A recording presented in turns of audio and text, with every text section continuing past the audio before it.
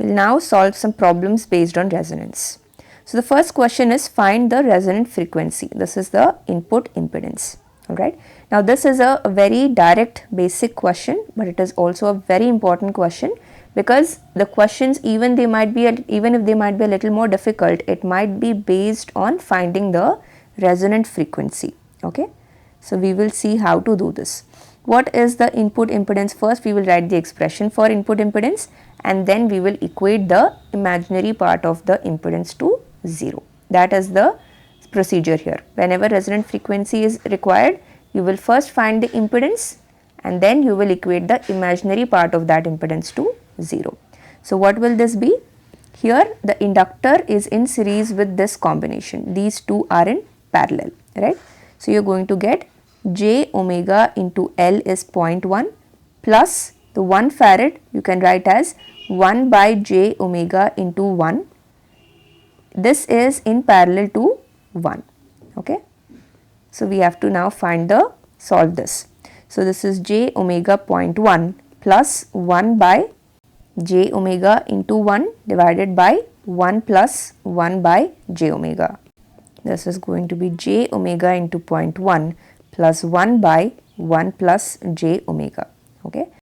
Now in this expression you can multiply and divide by 1 minus j omega. Okay.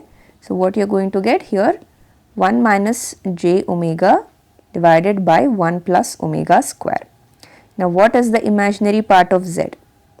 Imaginary part of the impedance is equal to 0.1 omega, this term and this term, right? Only the j omega term. So you are going to get minus omega by 1 plus omega square. Okay. So this you have to equate to 0. So 0 is equal to 0.1 omega minus omega by 1 plus omega square.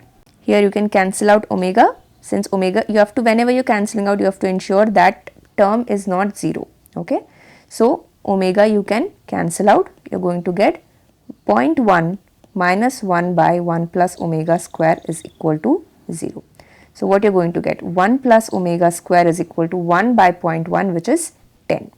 So you are going to get omega square is equal to 9, which leaves us with omega is equal to 3 radian per second.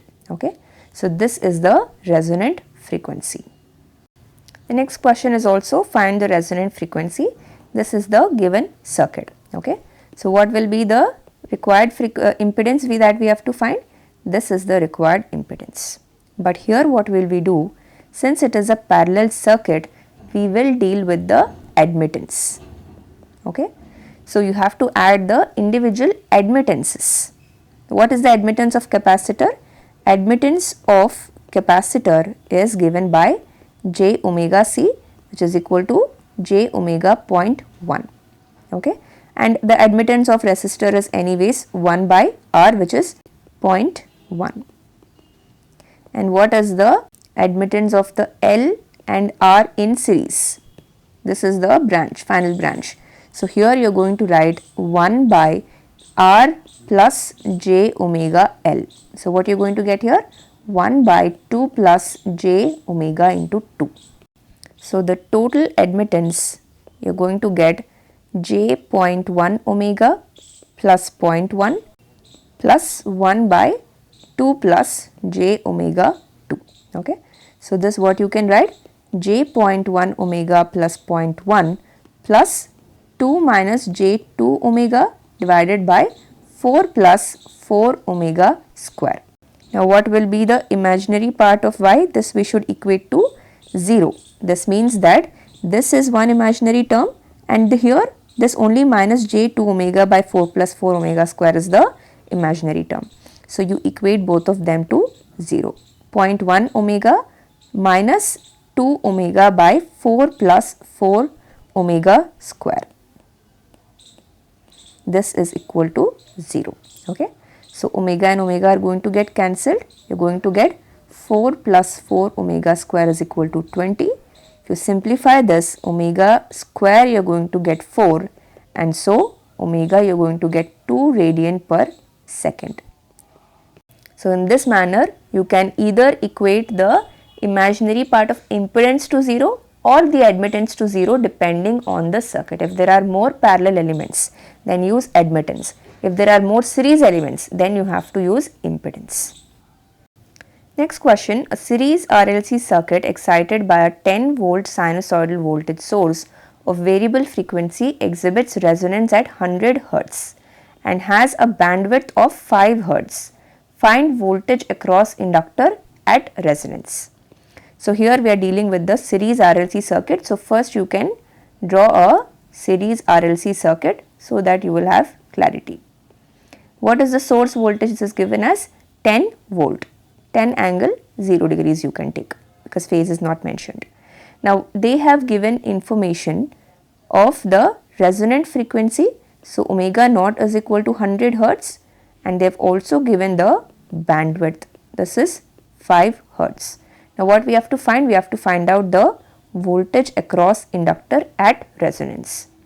So now we know that VL is equal to the current at resonance. So we will write as I max into j omega naught into L. So what are all the variables that we do not know here? We do not know the current, we know the frequency, the resonant frequency, and we don't know the inductance. Okay. Now further you have to find I max and L, but I max you can further write as Vm divided by R into j omega naught L. Okay. So because the current will simply be at resonance, the current will simply be equal to the source voltage divided by R. So we can write Vs here. It will be less confusing. So we will take Vs is equal to 10. Okay. So what you are going to get? Now you know Vs, we know omega naught. L by R you can get from bandwidth, right? So because Vs is 10 into j into omega naught is 100 into R by L is the bandwidth. So 1 by bandwidth. Okay. So you are going to get j 1000 divided by 5, which is equal to 200 volt. J 200 volt. Okay.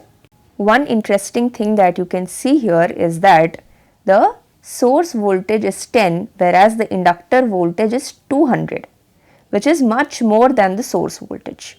So at resonance condition, the voltage across the inductor or the capacitor can be higher than the source voltage itself. Okay. So how is that? You can see the phasor diagram. If you take this to be Vs is equal to Vr, then VL can be much bigger. Okay. So this is VL and this is Vc, because the magnitude of VL and Vc are not going to affect the source voltage. So you can write one important point here. For series RLC circuit at resonance, the voltage across capacitor or the inductance can be, it's not necessary that it will be, but it can be higher than source voltage. Similarly, for a parallel RLC circuit, at resonance, the current through inductor and the capacitor can be higher than the source current. Okay. So these are two important points, takeaways from the problem.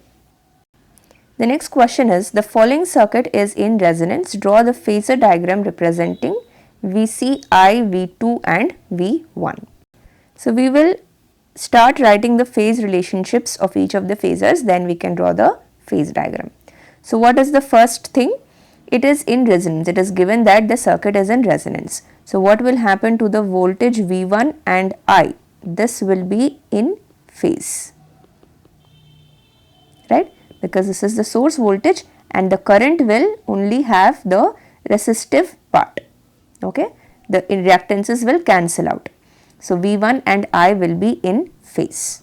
Next, what about Vc? Vc is the voltage across capacitor. Current through capacitor is I. So Vc will be lagging I by 90 degrees. So Vc lags I by 90 degrees. Now V2, if you take, this is the voltage across this resistor. plus the voltage across this inductor plus voltage across this capacitor. Since it is in circuit, since it is in resonance, this voltage will cancel out this voltage. So V2 will be the voltage only across this resistor. Alright. So V1 is the voltage across both the resistors. V2 is the voltage across only one of the resistors. So what can you say? V1 and V2 will be in phase, but V2 will be less than V1. So now we can draw the phasor diagram. First we can draw V1 and I will be in phase. V2 will also be in phase. So you can write V2 also like this. So in general we represent the current to be lesser than the voltage, but it depends on the resistance value. If resistance is less than 1, then current will be greater. Okay. So since we don't know the magnitudes, we are just assuming that the current will be lesser. Okay. So we have taken I, V2 and V1 we have represented. What is left out? The capacitor voltage. Now VC will be lagging this current by 90 degrees. So VC you can draw like this. So this is the phasor diagram.